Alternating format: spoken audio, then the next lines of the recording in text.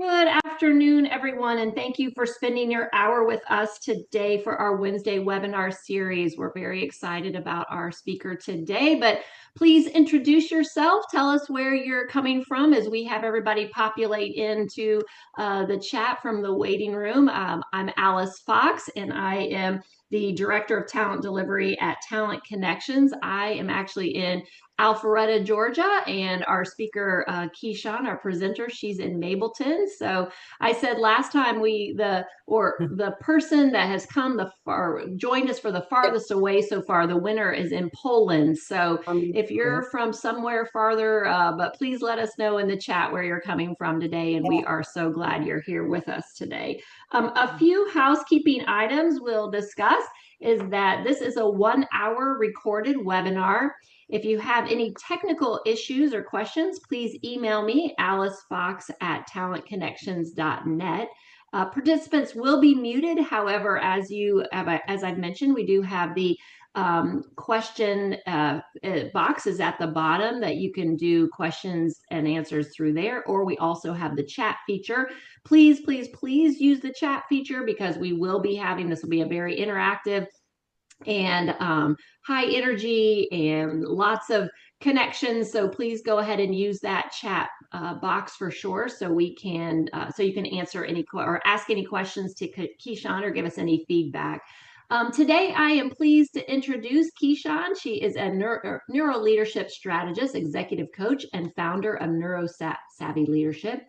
She helps HR and corporate leaders apply neuroscience-based strategies to improve productivity, engagement, and retention while preventing burnout.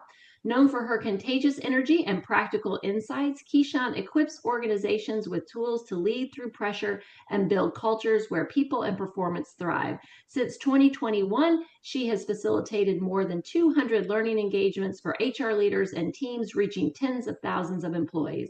She holds degrees in business administration, marketing, and strategic communication, and is the author of the upcoming book, NeuroSavvy Storytelling: Move People to Believe, Align, and Take Action. Keyshawn, I know I've so enjoyed getting to know you through the preparation process, and I said to everyone, it's going to be a very interactive, high energy, must see for everyone at every level. So we're excited to have you today. So take it away. Thank you so much, Alice, and thank you, Talent Connections, for this opportunity. Welcome, everyone. Like Alice said, it will be an interactive session. I always take notes, so if you don't have pen and paper out, pull it out. You're going to be developing your own personal roadmap to navigate chaos successfully. This talk will be peppered with questions, time to reflect. So often when we're in chaos, we feel like we don't have enough time. So use this time intentionally. Think about the questions that we're asking. I'm going to ask you to share your experiences. Keep me honest here. If something doesn't work, say so. If you've tried it, I want to hear your perspectives so we can have a dialogue back and forth and together learn ways to navigate chaos successfully. But yes, in the chat, if you haven't already, please put your name, your role, and one takeaway that you hope to gain today. It is my hope, like I said, that we slow down, take a moment, take a beat, discuss some human-centered leadership principles, and walk away with actual practices that we can utilize today to ensure that we navigate chaos successfully. Hey, from Raleigh, so happy to see you here today. Share a takeaway that you want to have today, and we'll keep going. So our agenda, I have 3 points for you, 45 minutes, 3 points to share, okay? So when I think about chaos and navigating, what comes to mind for me right away are individual, somatic-oriented, in the body, well-being practices that I would utilize as an individual to prepare myself for the day and face the chaos. But that's not what we'll focus on today. We're going to talk about organizational, strategic, collective ways to navigate chaos. So think about that. Just make sure that you're having that in mind. If you want to talk about individual ways to do that, I'll share my information at the end. You can definitely reach out to me and we can work through that. But today we're thinking big picture, we're thinking organizational, we're thinking culture. okay? Collective ways. So number one, I want to share with you how chaos affects our brains at work. And two, you'll walk away with 3 NeuroSavvy power moves to navigate chaos successfully. And let me just take a step back. NeuroSavvy. I named this brand because I wanted everyone, especially people at work, to understand how our brains and nervous systems work, to be savvy about it. You don't have to be a neuroscientist. I'm not a neuroscientist. I did learn from one. And so I'll pepper the talk with those types of ideas and concepts as well, because it was really important for me as a leader in the workplace to use evidence to shape my practices and the way that I showed up. It helped me show up with more confidence. And so we want you all to be neurosavvy and confident in these moves that you'll make to navigate workplace chaos. So that's what neurosavvy means. I'll give you 3 different power moves to do that. Like I said, I'll ask reflective questions throughout so that you can, at the end, have your own personal roadmap to navigate chaos with a greater sense of clarity and ease at your company. Thank you for sharing from North Carolina. Okay, the Carolinas are representing today. All right. So, hoping to learn how to recognize when I'm stressed from work. It seems natural at this point. Yes, it can seem like our baseline, right? That we're just in a state of high stress. So I'll share some things and you let me know at the end if it helps you, if you feel like you'll have some markers for yourself to recognize if you're stressed at work or if there are other things that are happening that are creating this environment for you. Please let me know that at the end, Diamond. Thank you for sharing. So in the chat, like I said, this is going to be interactive. This is our first question. I want you to put a number in the chat, 1 through 6. Let us know which form of organizational chaos you relate to the most right now at work. Is it chaos related to costs, productivity, and headcount? Layoffs or restructures? Number 3, AI and changes involving technology. Number 4, rapid growth and scaling. 5, burnout, well-being, and retention. 6, other. Carrie says rapid growth and scaling, 3, 2. I'm thinking that burnout and well-being was diamonds. 5, okay. Oh, we're all across the board. Wow, wow, wow. Thank you all for sharing. 5, okay, burnout, well-being, retention, okay. Yes. Thank you for sharing that. I launched my career as a speaker, as a leadership development trainer, talking about burnout. I had my own burnout story. NeuroSavvy principles that I utilize help me to recover from burnout and keep burnout at bay for me. And it helps me show up to coach leaders who are in burnout and to talk up to organizations about best practices to prevent burnout in their organization. So that's something that's really near and dear to my heart. Thank you all for sharing that that's the chaos that you're navigating right now. I really appreciate that. I'll try to keep that in mind as I talk through these principles. Okay.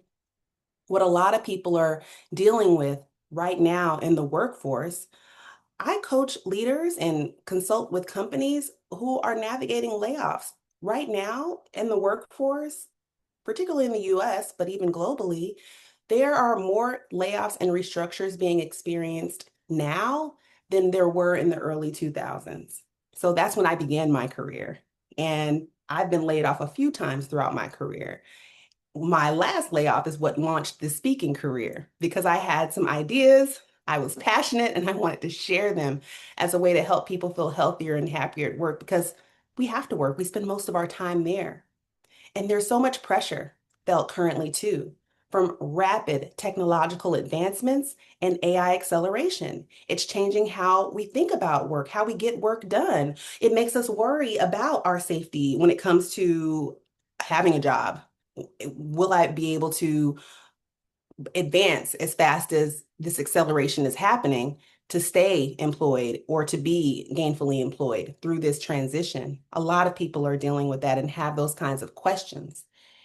But while all of this change is happening, all of this new information, new experiences, people still have the same underlying struggles. They have heightened amounts of stress, which then leads to feeling a sense of mistrust in the organizations that they're working for, that the leaders that are leading these organizations, there's mistrust there. They're feeling burned out. And that also is tied to disengagement. They're checked out. So that's because our human brains' needs have not changed. One of the reasons why I really appreciate neuro leadership and neuroscience as a field of study is because it's a language I use, the concepts I use to bring humans together, to make me feel a sense of connection and understanding of other people. Because while we all have different backgrounds, experiences, and our own unique and brilliant selves, our brains tend to operate very similarly. And using that language and those concepts has helped me and navigate my career, navigate my entrepreneurial journey, and just navigate personally in life as a mom and a wife. So these are ways that I want to share with you today because we need this kind of support during this time of chaos for many people. So, talking about our brain in chaos, did you know that our brains weigh about 3 pounds on average and use 20% of our energy at rest? So imagine how much energy is being utilized and that our brain requires during massive change and disruption, during times when I'm feeling heightened stress at work, when I'm having to learn and having to adapt at breakneck speeds. The brain is a prediction engine. It wants things to be familiar, right? We want to do things that we're familiar with. We like to get into our routines because we prioritize efficiency and a sense of safety. When we feel efficient and safe, we don't have to use much more than 20% of our brain's energy, right? But when we are in states of chaos, a lot more is being used. And we feel that. We feel that in our bodies. We feel that as we're engaging with other people. Like I said, people feel checked out. There might be conflict that rises up. Things just feel harder when we're navigating chaos. So it doesn't just impact our productivity, it changes how our brains function internally. The physical structure of our nervous system and brain are impacted when chaos is present. It increases something called cognitive load. Does anybody have an idea of what cognitive load means? Your cognition is your thinking ability, your ability to make determinations and decisions. So it's just simply how much mental effort your brain is using at one time as you're trying to complete a task or a set of tasks. When your cognitive load is high, chance for mistakes rise, your ability to use creative problem solving drops, your decision quality might not be as good. Your ability to regulate your emotions decreases.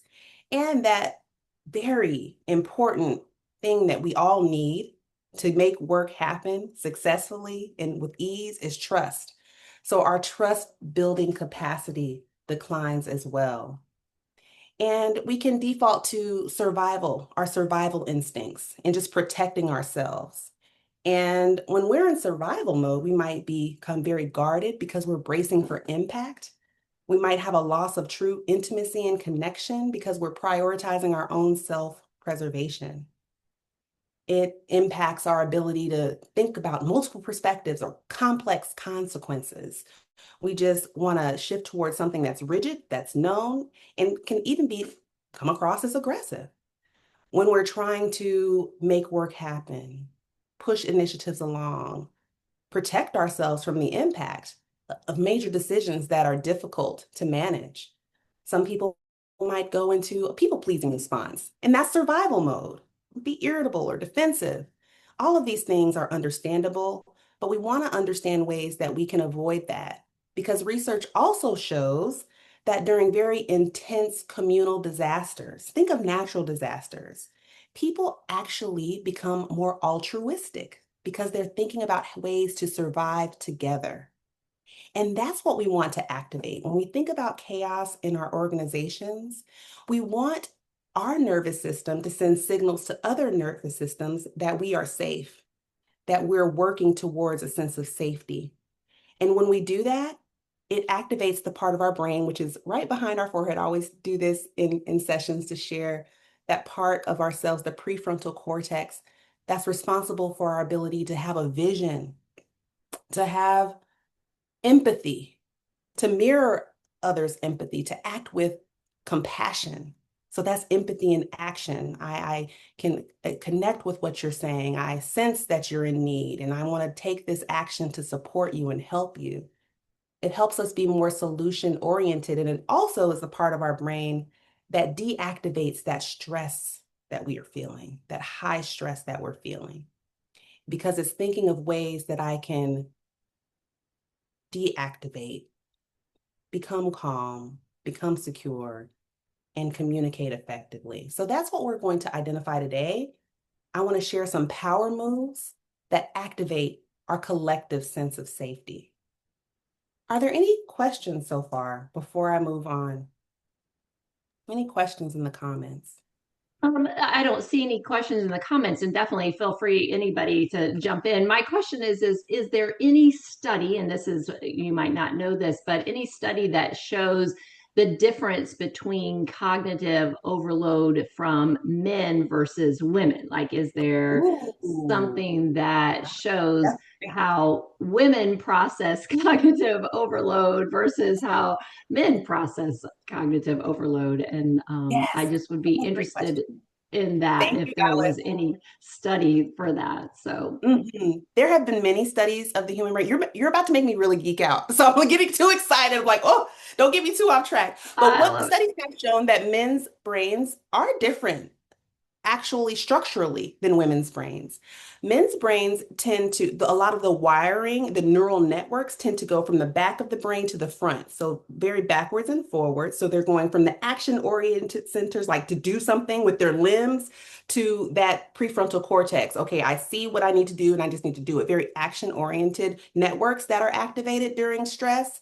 Whereas women, we go back and forth from side to side. So from our right brain to our left brain, the right side tends to have more emotion centered neural networks. We're feeling, we're sensing with all of our senses, these aspects of ourselves we can't always put into words. And then we take it to the word side. So we develop language for it. So we're strategizing, we're processing, and we're thinking back and forth in that direction. So yes, there are studies that show that we do operate differently. And when I come into places like this, what I want to activate is a whole brain experience, okay? I Yeah. want, when you have these practices, male, female, cross gender, right? You can utilize these in practicing them over time, repetitively, or just having the awareness and then being coached on how to practice them in real time can activate your entire brain. So you don't go into default, which is going between the right and left brain thinking, or the back of the brain and front of the brain type thinking. I'm using very basic terms here just Yes, for the for sure. understanding. But yes, so that's what research has shown that comes to mind for me right away. We do operate differently. That's why it's another reason why it's so important that we work together, because with a brain that's operating in one way, the back and forth with the side to side, together we have a whole brain experience, right? And we Yeah. make better decisions. So if and that's the whole concept of being neurosavvy, of understanding the diversity of our thinking, of our processing, of our experiences, of our makeup, our biological makeup, and how together we get through chaos. But we have to consider each of our strengths during those seasons and times. Yeah. Does that Thank you make so sense? much. Yeah, for Thank sure. Thank you. you. Yeah, just an overall, for sure. Thank you Thank for you. allowing me to geek out. I was like, "Ooh, I'm getting so." So yes, those are the kind of questions I want. Please ask them. If I don't know, I don't know. I'm happy to share resources afterwards and then keep the conversation going. So the power moves. When I was putting this talk together, I was thinking about chess. Put a number one in the chat if you are a chess player or know anything about chess. I want to know who the chess players are out there. I was actually inspired. Alice noticed this in one of our get to know you sessions. I have a chess. This is a queen. Oh, Amber. So you can keep me honest here once again. Let me know if I'm wrong. Okay, so we have Jim. Great chess players in the house. That's wonderful. Um, I want us to think about how to get through chaos strategically. So that's what made chess come to mind. And I have these power moves that are associated with NeuroSavvy concepts. So the first one is the king. It represents our core values. We must protect our core values during chaos at all costs. So these can be the non-negotiable centers of the game. Everything else we do, all the moves we make, the strategy, the sacrifices can be organized around keeping our core values intact. Organizationally, we hear about core values and we need to hear them louder during seasons of chaos. Number two is the queen, and she is represented by clear communication, which I love that symbol. Like when my friend gave it to me, it made so many connections to me afterwards because I am passionate about communication. As was shared in the beginning, that's what I learned in college and in all my degrees. And I'm a student of communication. And so that is queen. The queen has the widest range of motion around the chessboard and the most strategic impact. Clear communication cuts through chaos quickly, reaching across the board, connecting pieces, and it can change a dynamic in a single move. So we want to make sure we are activating clear communication during seasons of chaos. And then the last power move is the knight. It's represented by the knight, and that is connection, the sense of connection and belonging. Knights make unique L-shaped moves, jumping over pieces, reaching unexpected squares on the chessboard. And connection often works like that as well. It bridges gaps between people and teams like no other move can. It's the intangible. It's that right brain oriented sensory activation that we have when you just know when connection is present and you know when it's not. During chaos, connection being present is key. Like I said, in very intense, specific chaos events, the sense of connection is what helps us rise forward and get beyond the chaos successfully. So those are the three power moves, and I'm going to go into detail about each one. The first power move being making our core values visible and audible, I would say. Visible and audible. We need to be able to tangibly experience core values. The National Institute of Health research shows that when employees see their organization's values lived out in real decisions and behaviors, their sense of belonging, connection, and well-being improves, which in turn boosts engagement and performance, even during seasons of chaos.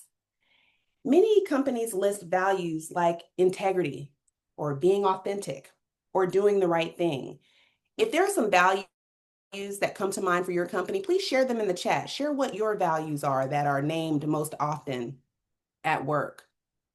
We want to become cognizant of these values and remember them. And like I said, they should be louder and we should have an ability to see them acted out more frequently during seasons of chaos.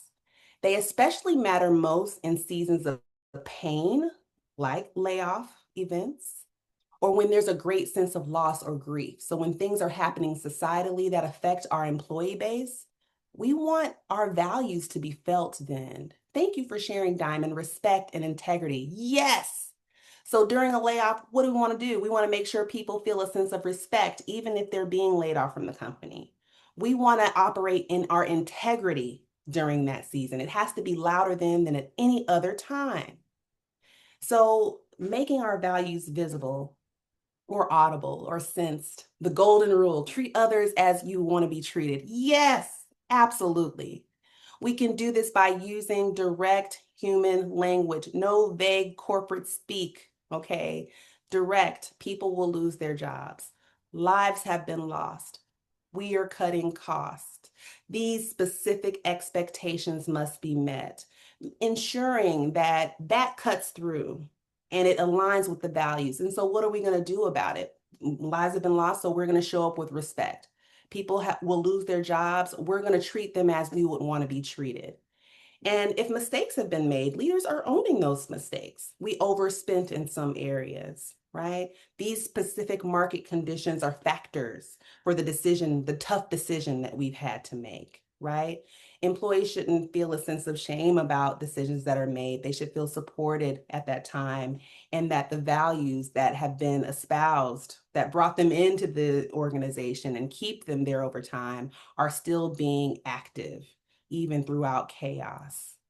So think about what you were saying in the beginning, what you want to determine from this talk today. If you're feeling high levels of stress, think about how are these values being expressed at work? That could be something that's tying to that sense of chaos that you're experiencing. So here are some best practices. I pulled some examples from real companies and some scenarios when chaos that was related to layoffs or societal crises or rapid growth and tech advancement. They received typically, when chaos happens, what was very helpful for employees and the workforce was when transparent memos and communications were sent from the very top, straight from the decision-making source, right? I pulled, and if anyone from these companies is here, let me know. Jim says sometimes it's better to treat others the way they want to be treated rather than the way you want to be treated. Yet the platinum rule, that's right. Yes, absolutely. Yes, I agree. I agree. Treat others the way they want to be treated. That to me really speaks to the empathy that we're talking about, that comes from that prefrontal cortex. When we're operating, we're mirroring, we're actually picking up on what others' needs are, and we're meeting those needs where they are. We're meeting them in the moment, right? That's really important during seasons of chaos. If we have the capacity to do that, we can try to meet those needs. Absolutely. In 2025, just last year, a company called OK Credit, the CEO held one-to-one conversations with every affected employee that was laid off. So they gave them extended notice and actively helped 67 of those 70 employees find new jobs before their last day.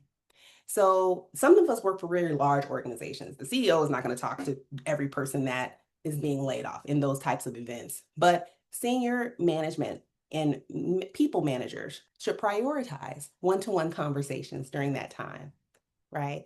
We want people to feel that we're here, that we're aligned with our values. We want there to be one-to-one conversations. We want to activate the communities that we have within our employee networks, like employee resource groups, establish alumni networks to remind people that they're still a part of a community that cares and that upholds the values of the organization. There was a LinkedIn user that I saw when I was researching this who said she actually was in an organization that did a large layoff, and they announced it to the, like, within a large group. And after the announcement was made, it was given with such care that people clapped. So I said, aim for the clap factor if you can.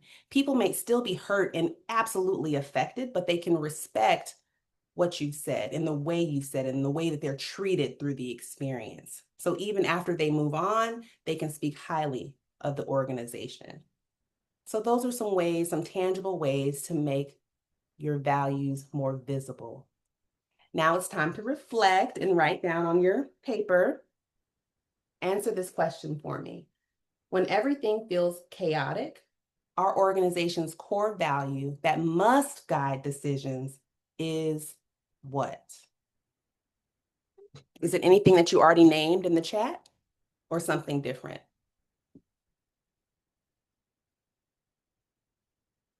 Anything come to mind? You named respect, integrity, the golden rule, the platinum rule, honesty. These are the things that decrease that sense of cognitive load.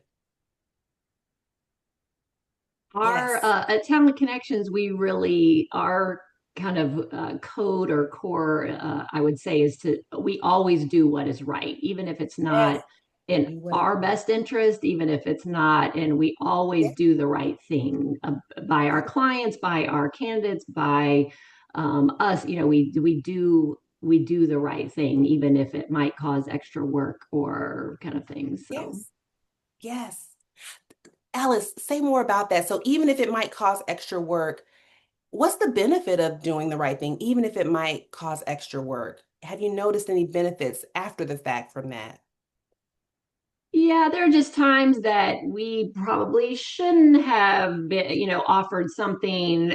It wasn't our place to, we didn't have to offer a service for free or something because it wasn't something we particularly did. But if you always do the right thing, we just feel like it's always going to, we can go to bed at night knowing that Yes, we did the right thing. So then yes. even if and if we don't do it for people to shout it from the rooftops that, oh, they did the right thing, or they, but we just know that if we go to sleep and we did the right thing, then it will, that karma or energy or Yes, will come back for yes. us for sure. So and then So we can good. say we just feel good about it that we went to sleep and we put our head down on the pillow because we did what was right. And if somebody then hears about it or says, gosh, I know about that situation and I know what you guys did. And gosh, because people, like you just said, people get laid off and move to the next thing, or leaders or anything. And we always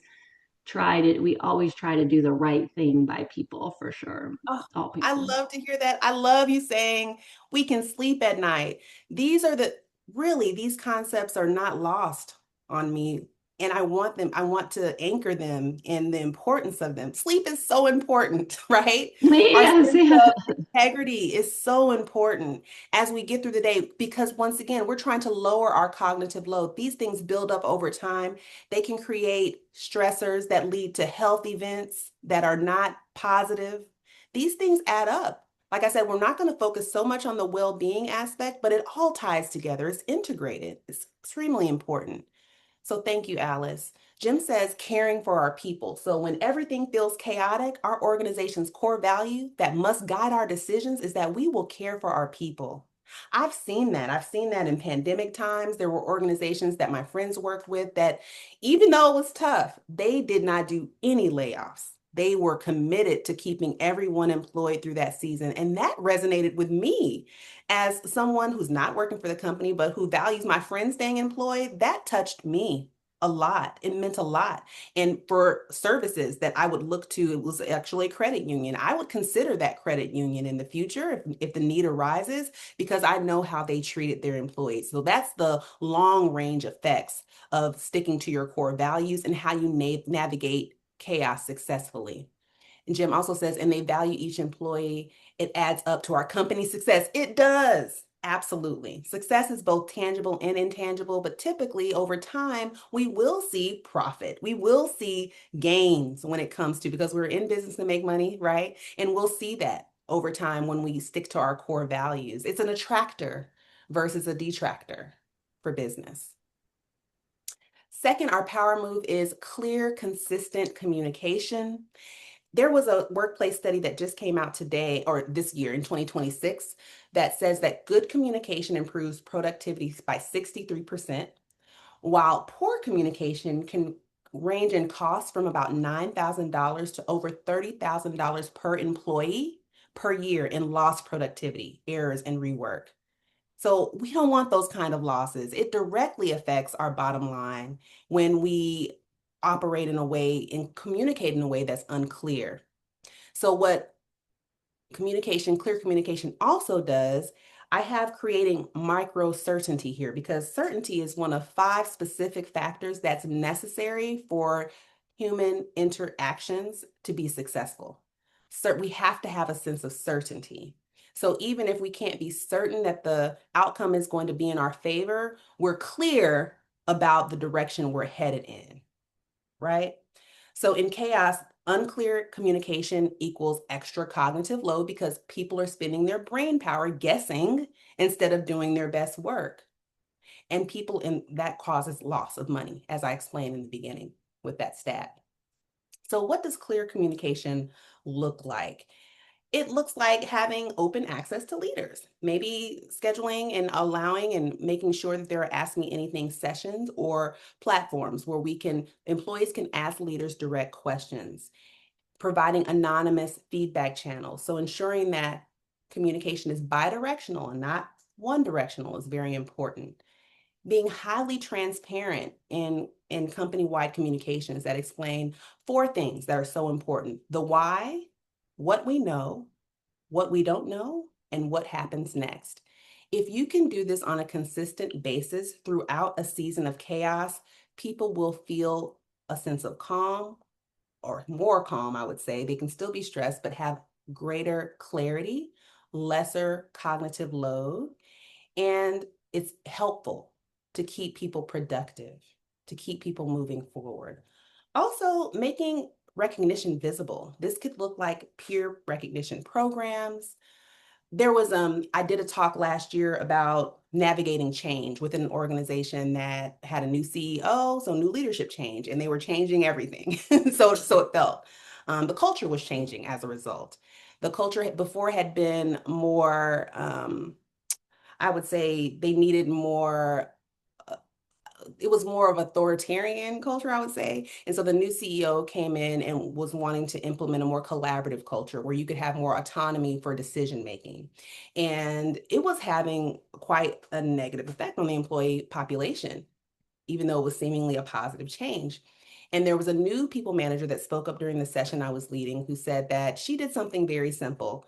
She created a graphic on Canva. Canva I used to make these slides that recognized employees on a weekly basis if they did something well. So she would put their name on this little graphic that she created and she would send it out to her team via email. And that one small action raised team morale significantly. So doing things like that, these practices don't remove the chaos that people are experiencing, but they reduce the cognitive load and the sense of uncertainty, and they make information and the validation they feel as employees, as human beings, easy to access and recognize. So here are some takeaways. Those Ask Me Anything sessions are important. Having open feedback channels is also necessary. Jim says a sign on the mirror in every bathroom. Who makes this a great place to work? Look in the mirror. I love that. Yeah, these things are golden. These are golden. People want, that's so good, Jim. Thank you so much for sharing that. People want to feel valued. They want to be seen. They want to be valued for the skills that they bring and for the individual that they are, right? Also thinking about there are workplaces where everyone's not in office, where there might be people in the field. And so making information accessible. Everybody's not a desk worker. So if you have that type of work environment where there are people in the field or people who don't work at desks, using apps, mobile communication, texts, not just emails, are really important because people can miss out on communications if they're on a bulletin board in an office environment. A lot of our environments, work environments now are hybrid or remote. Finding some place, some location where everybody can go to and typically sees on a daily basis where they can get information. So information is broadly distributed and is updated regularly, right? So making communication two-way, like I said, bi-directional. The goal is to ensure that feedback loops are in place. That can scare some people. Like I've worked for companies where there were Ask Me Anything sessions with the CEO, and he would pull up a question, sometimes like, ooh, can't answer that. Let's get together one-to-one afterwards. But making sure that the dialogue and the exchange does happen, that the questions are answered and people trust that their questions will be answered. There are opportunities to turn announcements into conversations. So don't just let it be an announcement. How can we now engage about this, right? It's really helpful too when there's a coordination between the communication or marketing team and HR and leadership teams where we can ensure that our messages are consistent, clear, and on brand. So we want to do that, embed recognition into our communication. So like I mentioned, that manager that once a week she would send out that weekly recognition, she's sending weekly updates anyway. Why not try to or make a move to embed some type of recognition in what you're doing already so that people feel seen, they feel informed, and they feel appreciated. There's less guessing on where they stand, there's more trust and lower cognitive strain. Now to our reflection question about this second power move. What is one way that you can increase clear communication? What's one way that comes to you, since we've talked about it in detail, that you're willing to try to communicate more clearly and consistently? Anyone in the chat have something to share? think our I love crowd Jim's idea. Go ahead, say it. Oh, I was gonna say, I think our crowd is shy today. They must be yeah. multitasking at lunch. Oh, Carrie says in-person conversation, not just an email. Yes. Oh my goodness. So much is activated in in-person communication or just face-to-face. If you're in a virtual environment, people can pick up on your body language, your tonality. There's so much that can be given to a person where you want to show that you care. You want to show that you empathize. They can hear it in your voice. They can see it in your face. That's so important. Using spell check. Yes. Very important. Be clear by making sure the words make sense on not the paper, on the email. Yes, in black and white. Also for employees to recognize coworkers or leaders. Yes, yes, peer recognition is so important. I remember one of the takeaways that I had from one of my corporate jobs. I've worked for three major organizations, and this is the second one. I didn't feel very valued an employee, but I knew I was doing great work because I was, getting raises every year and moving up, if you will, but a peer recognized me. And I put that on my resume. It's still on my resume to this day that I got a peer-to-peer recognition, and that was my reward. That I literally took that and still look to it today as a badge that I did a good job there because my peer recognized me. Yes, being concise, not rambling. Yes, let's use as concise language as we possibly can and checking in. So as we're communicating, like how I'm doing with you, okay, I'm sharing this information. What do you think? Is it coming across clear? I'm asking you questions. We're creating a feedback loop. We're modeling it here. That's a really important way to make sure communication is clear. Amber says the message doesn't always have to be perfect up front. That's right. Half the challenge is just creating an opening for an honest conversation, no matter how hard it is. Yes, back to that value of honesty someone put in the chat. Yes, people can sense that, and it makes a difference. It absolutely makes a difference. So thank you for sharing that. Our last power move is designing for connection. So anything that you are doing within the workplace, an initiative, something that you're putting together, make sure it's designed for connection to happen. Deloitte's Global Human Capital Trends report said that 93% of organizations agree that a sense of belonging and connection drives organizational performance. So it is key. So be intentional about the information you share. Think about ways to create moments of connection that lower burnout and stress. Coming together, just human beings being together and feeling safe together is something that lowers our stress. When me showing up, sharing these principles, caring about what you're saying, we are activating our oxytocin levels. That is called the bonding hormone, the love hormone. Some people say the high morale hormone, right? Neurochemical within us. When someone is listening to us and then saying back what they're hearing, that's what's being activated, and connection is happening during those experiences. So we want to keep that in mind. Also, as you're bringing employee in, create community, not just paperwork, like not just having people sign on the dotted line and learn the rules and guidelines for an organization. Have them have a buddy, right? Create community. So circles, coaching circles, places where people can come together remotely or in person. Does anyone have an example that you'd like to share? Jim says for leaders and managers not to just send out a message, but hold individual meetings with each of the individuals that reports to them. Yes, there has been research. I don't have any stats specifically, but that shows how important one-to-one conversations are, consistent one-to-ones. I'm surprised by the number of leaders that I coach or people who are on teams where they don't know when their next one-on-one will be with their manager. That creates that sense of safety, that lowers cognitive load, and it helps people navigate chaos, particularly during high stress seasons of change. Yes, it can be very challenging as a people leader to make that time happen, but doing so consistently, even if it's monthly, make sure just it's consistent, it's on the calendar, and that you stick to it and don't cancel. So important. Thank you for sharing that, Jim. So this is a picture of me leading a group coaching session. I love group coaching. I facilitate these conversations all the time. And so this is an example of the circles that I'm talking about, introducing budding systems during onboarding is important. So new hires build relationships from day one, either with existing employees or other people who are onboarding with them. During the chaos that was the pandemic, a lot of HR and leadership teams and organizations launched programs that focused on building empathy and leadership and resilience in their people. That was me. I came in and led a lot of those sessions, and those principles stick with people. And leaders were trained to have deeper, caring conversations. People need language, they need scripting. It's like, okay, I see that I need to show up and care and be empathetic, but what do I say? Maybe they've never had that modeled for them, right? So actually having people make the time like we're doing now to come to sessions like this, but then doing breakouts where you can practice, where you can, like you said, not do it perfectly, but still do it and be honest, show up as your honest, most authentic, respectful self, right? Amber says 1000% on one-on-ones.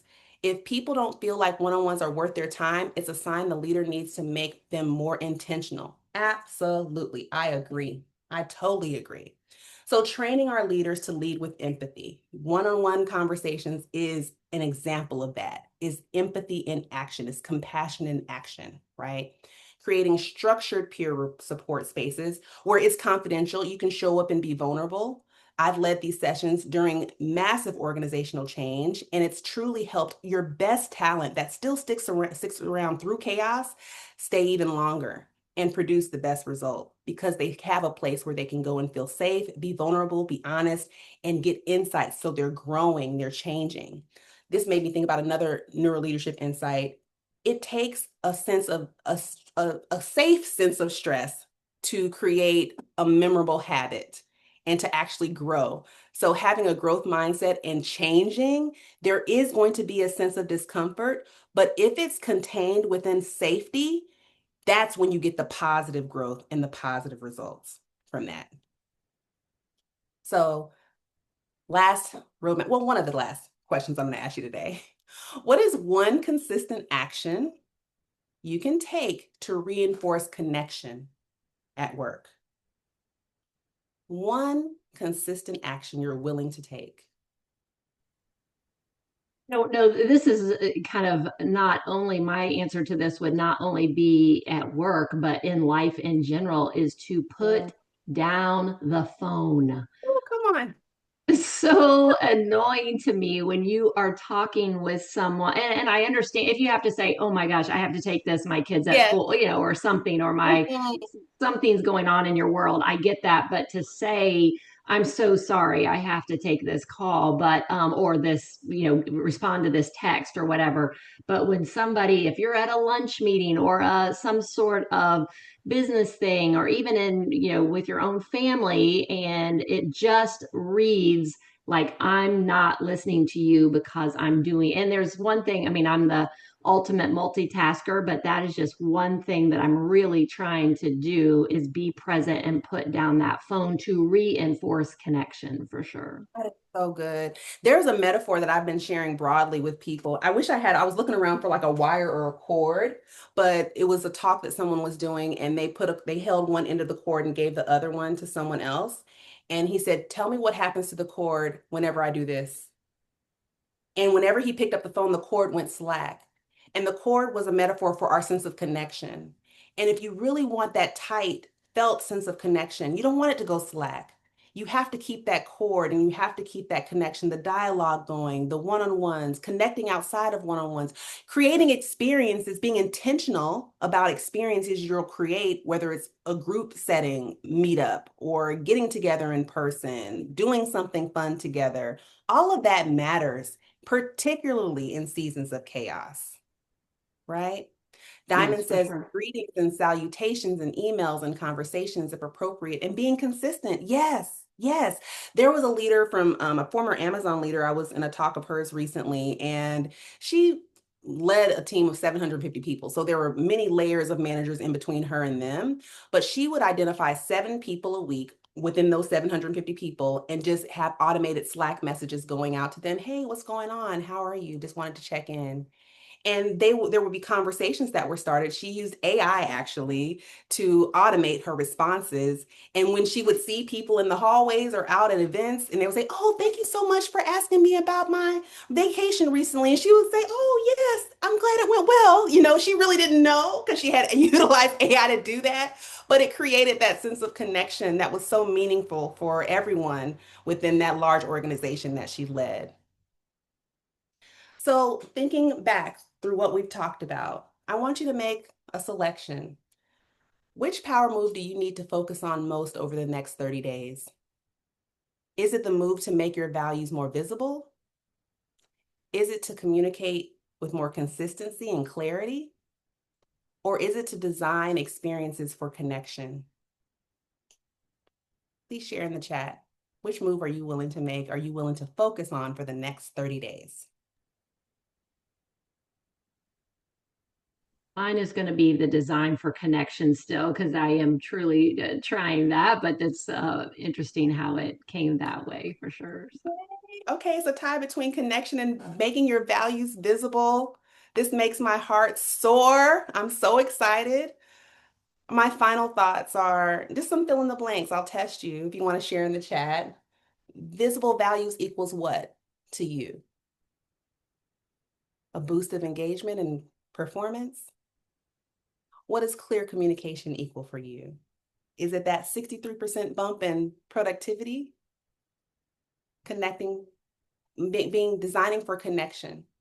What does that represent for you? Also, another performance boost. But share, this is the one I really want you to answer. If you practice these consistently over the next 30 days, you'll feel more what? What will you feel more of? Authentic, possibly. Yeah. Authentic. Yes, that's good. Amber says healthy boundaries. And yes, improve performance and retention. Yes, it really works.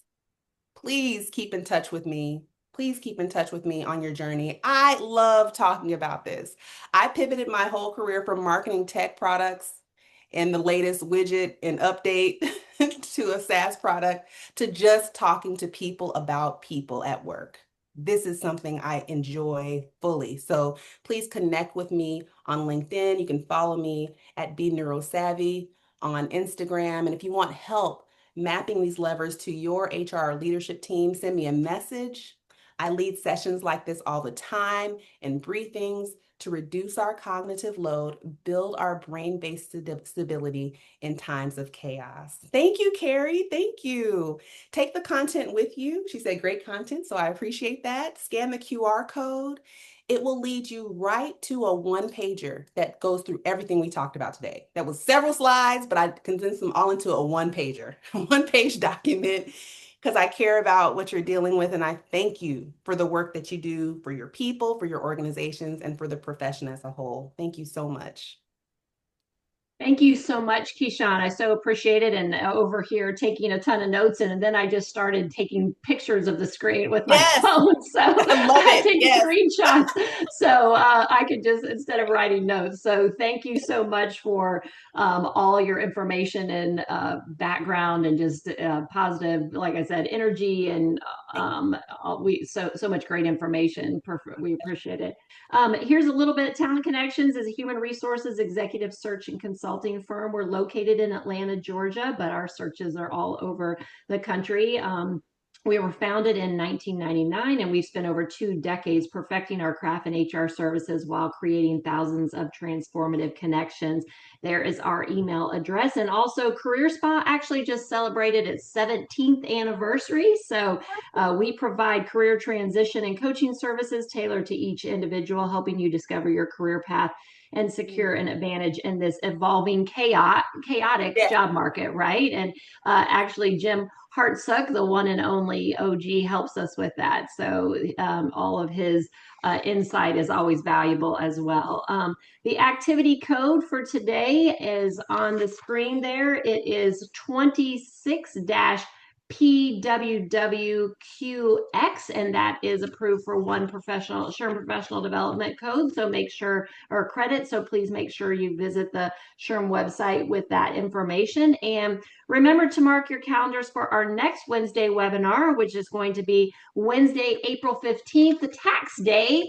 But Alan Dale will be discussing capabilities, not skills, aligning talent development and organizational performance in our February or January meeting, our webinar, we talked more about the individual, and this is going to be more of talent development and organizational performance from a 10,000 view. So kind of the overall. But thank you, everyone. Again, we so appreciate you joining us today for our Wednesday webinar series, and we will be looking forward to having you join us back again. Thanks so much.